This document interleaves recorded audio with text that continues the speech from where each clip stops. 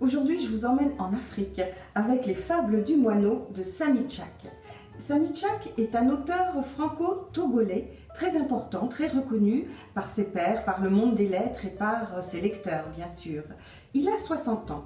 Cette précision a son importance parce qu'il est à un moment de sa vie où il se tourne vers son passé, où il regarde ce qu'il a construit, les éléments fondateurs de son parcours et de son existence, ce qui l'amène à nous entraîner dans l'Afrique des années 60 où il a grandi, une Afrique rurale. Et à partir de là, il prend le ton de la fable et fait dialoguer un moineau et un petit enfant, Aboubacar. Aboubacar étant d'ailleurs le vrai prénom de Samy Tchak.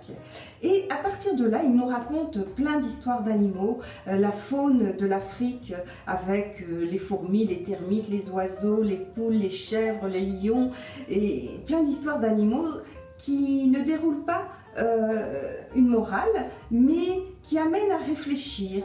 Et par exemple, il se demande, le petit garçon Aboubacar, ce qu'il a appris du fait qu'enfant, il a été cruel avec les animaux. Eh bien, il en a appris, par exemple, qu'il doit se méfier de cette cruauté, de cette part de son humanité, bref, de ses démons.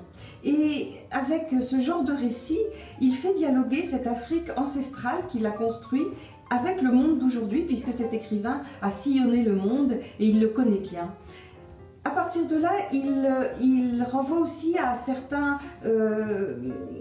certaines valeurs essentielles. Par exemple, il raconte comment l'oiseau a échappé aux griffes du chat, sachant que l'oiseau a lui-même mangé l'insecte.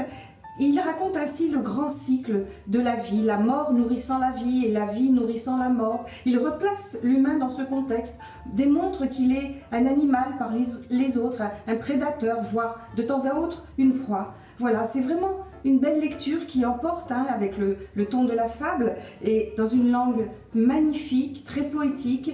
Je vous recommande vivement cette lecture.